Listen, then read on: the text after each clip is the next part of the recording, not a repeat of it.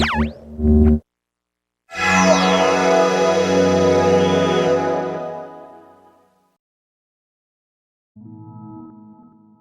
just want to start off by saying, if you want an answer at the end, prepare to be disappointed. There just isn't one. I was an intern at Nickelodeon Studios for a year in 2005 for my degree in animation. It wasn't paid, of course. Most internships aren't, but it did have some perks beyond education. To adults, it might not seem like a big one, but most kids at the time would shit themselves over it. That's kinda disgusting, bro. Why you gotta bring that up? Now, since I worked directly with the editors and animators, I got to view the new episodes days before they aired. I'll get right into it without giving too many unnecessary details. They had very recently made the SpongeBob movie, and the entire staff was somewhat sapped of creativity, so it took them longer to start the season. But the delay lasted longer for more upsetting reasons. There was a problem with the Series 4 premiere that set everyone and everything back for several months. Me and 2 other interns were in the editing room, along with the lead animators and sound editors, for the final cut. We received a copy that was supposed to be Fear of a Krabby Patty, and gathered around the screen to watch. Now, given that this isn't final yet, animators often put up a mock title card, sort of an inside joke for us, with phony, oftentimes lewd titles, such as How Sex Doesn't Work instead of Rockabye Bivalve, when SpongeBob and Patrick adopt a sea scallop. Nothing particularly funny, but work-related chuckles. So when we saw the title, Squidward's Suicide, we didn't think it was more than just a morbid joke. One of the interns did a small throat laugh at it. The happy-go-lucky music plays as is normal. The story began with Squidward practicing his clarinet, hitting a few sour notes like normal. We hear SpongeBob laughing outside, and Squidward stops, yelling at him to keep it down, as he has a concert that night and needs to practice. SpongeBob says okay, and goes to see Sandy with Patrick. The bubble splash screen comes up, and we see the ending of Squidward's concert. This is when things began to seem off. While playing, a few frames repeat themselves, but the sound doesn't. At this point, the sound is synced up with the animation, so yes, that's not common. But when he stops playing, the sound finishes as if the skip never happened. There is a slight murmuring in the crowd before they begin to boo him. Not normal cartoon booing that is common in the show, but you could very clearly hear malice in it. That's what booing is. Malicious. Squidward is in full frame and looks visibly afraid. The shot goes to the crowd, with SpongeBob in the center frame, and he too is booing, very much unlike him. That isn't the oddest thing though. What is odd is that everyone had hyper-realistic, very detailed eyes. Oh, whoops, I misspoke. Honestly, if I was watching this, I probably would just think it's some sort of gag. Maybe not, I don't know. Was kind of a pansy as a little kid. Anyway, clearly not shots of real people's eyes, but something a bit more real than CGI. Honestly, I kinda understand why they'd be freaked out, because CGI back then kinda sucked ass.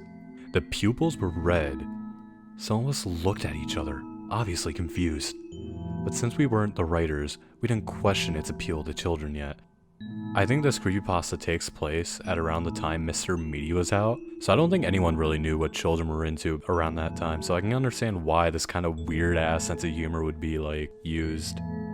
The shot goes to Squidward, sitting on the edge of his bed, looking very forlorn. The view out of his porthole window is of a night sky, so it isn't very long after the concert. The unsettling part of this is at this point, there is no sound, literally no sound. Not even the feedback from the speakers in the room. It's as if the speakers were turned off, though their status showed them working perfectly. He just sat there, blinking, in this silence for about 30 seconds. Then he started to sob softly. He put his hands, tentacles, thank you for specifying. He put his hands, tentacles, over his eyes and cried quietly for a full minute more. All the while, a sound in the background, very slowly growing from nothing to barely audible. It sounded like a slight breeze through a forest. The screen slowly begins to zoom in on his face. By slow, I mean it's only noticeable if you look at shots 10 seconds apart, side by side. His sobbing gets louder, more full of hurt and anger. The screen then twitches a bit, as if it twists in on itself for a split second, then back to normal.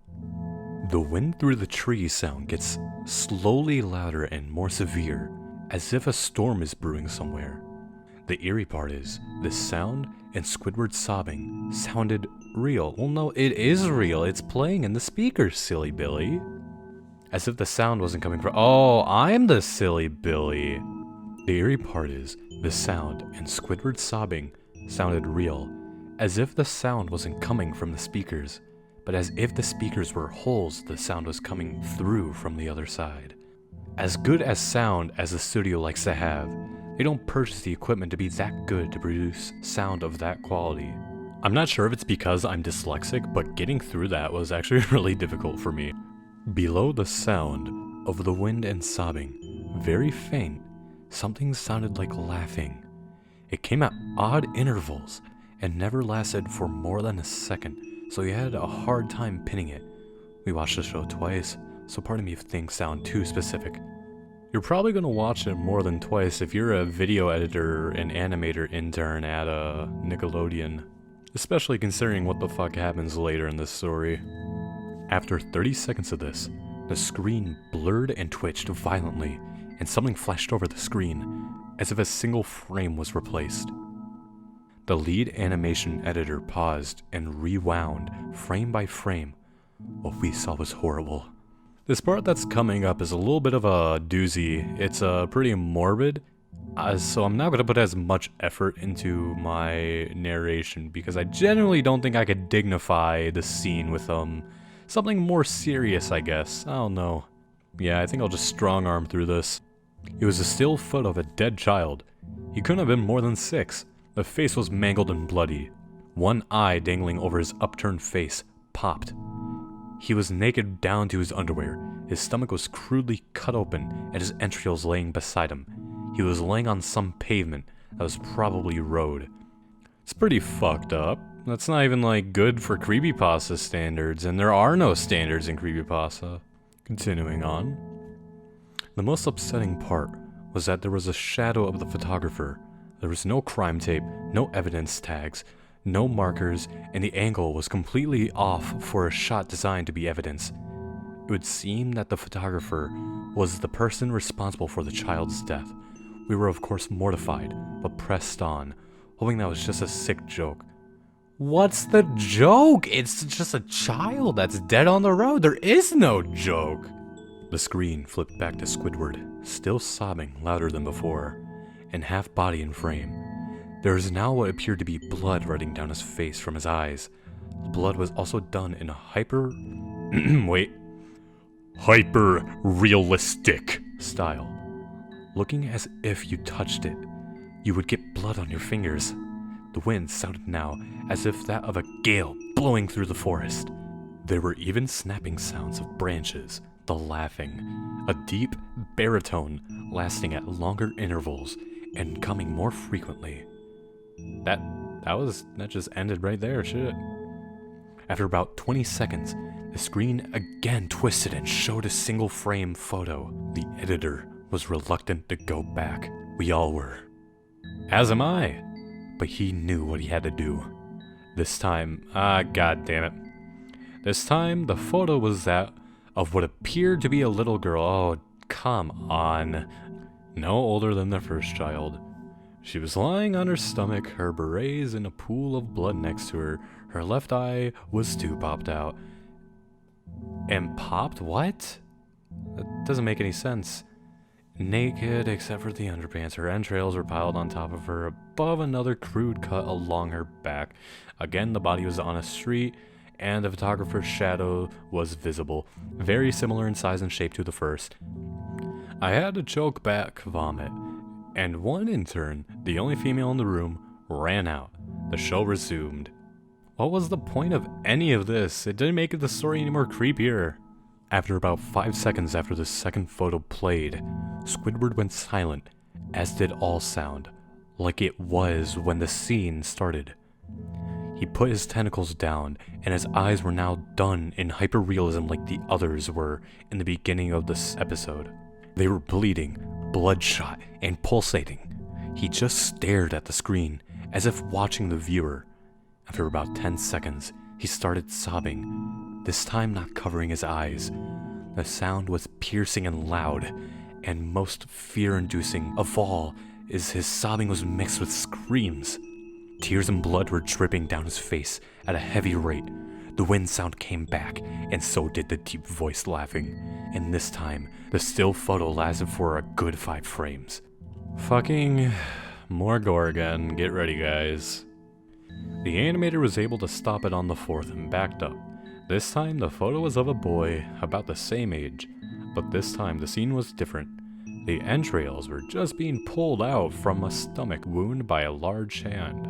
The next right eye popped out and dangling, blood trickling down it. The animator proceeded. It was hard to believe, but the next one was different, but we couldn't tell what.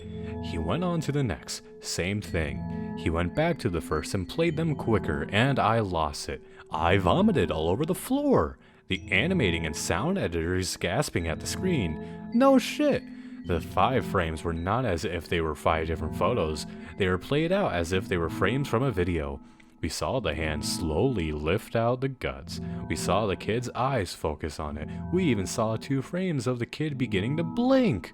Ooh, spooky. It's not spooky, it's just fucking disgusting. The lead sound editor told us to stop. He had to call in the creator to see this. Mr. Hill. Oh, fuck. Don't even mention him by name at this point. Mr. Hillenberg arrived within about 15 minutes. He was confused as to why he was called down there, so the editor just continued the episode. Once the few frames were shown, all screaming, all the sound again stopped. Squidward was just staring at the viewer, full frame of the face, for about 3 seconds. The shot quickly panned out, and that deep voice said, "Do it." And we see in Squidward's hands a shotgun. He immediately puts the gun in his mouth and pulls the trigger. Realistic blood and brain matter splatters all over the wall behind him and his bed, and he flies back with the Force. The Force. Excuse me, this is some Jedi shit. The last 5 seconds of this episode show his body on the bed, on his side, one eye dangling on what's left of his head above the floor, staring blankly at it. Then the episode ends. Whoop-de-fucking-do. Mr. Hillenberg is obviously angry at this. He demanded to know what the hell was going on. Most people left the room at this point, so it was just a handful of us to watch it again. Viewing the episode twice only served to imprint the entirety of it in my mind and cause me horrible nightmares. I'm sorry I stayed. Honestly, I am too. The only theory we could think of was the file was edited by someone in the chain from the drawing studio to here. The CTO was called in to analyze when it happened. The analysis of the file did show it was edited over by new material. However, the timestamp of it was a mere 24 seconds before we began viewing it. All equipment involved was examined for foreign software and hardware as well as glitches, as if the timestamp may have glitched and showed the wrong time, but everything checked out fine. We don't know what happened, and to this day, nobody does. There was an investigation due to the nature of the photos, but nothing came of it. No child seen was identified, and no clues were gathered from the data involved, nor physical clues in the photos. I never believed in unexplainable phenomena before, but now that I have something happen and can't prove anything about it beyond anecdotal evidence, I think twice about things. The end. I get that trying to make a SpongeBob scary story is really difficult, but I don't think they needed to add that unnecessary child gore. If I must be honest, I genuinely do enjoy reading these creepypastas, even if they're considered bad, because you know that it's just like an outlet for these people, these kids, these teenagers to express themselves with creatively. But it got really extreme. I don't think it needed to get that bad. I'm pretty sure when this kid was writing this story, he knew that he wasn't going to be the next Shakespeare or something. And I get it, you don't need to be a brilliant writer to write this stuff. On a grammatical note, I'm by no means an English teacher, but there were a lot of like run-on sentences and things that just were all in all difficult to read and or understand. There was a bit of missing punctuation, it felt like, too. Maybe it's just because I'm dyslexic, who knows? And like I mentioned earlier, I do enjoy reading these notorious creepypastas for how awful they are, but it's also like I do genuinely admire the passion and the childlike wonder, or I guess horror, that goes into here. But it really did go a bit too far in a couple places, as quoted by George Lucas. In the end though, I'm not here to like criticize, bash, and bully these creepypastas and these creators, because I genuinely like reading them, in a fucked up sort of sense. And the purpose for these narrations is to have fun. And I hope you had fun listening to this narration. Hopefully I'll do more pretty quickly in the future, who knows? I've been pretty shit with uploads, but we'll get there when we get there. Once again, I hope you had a fun time listening to this, and see you around. Oh no, I'm not good with this outro shit.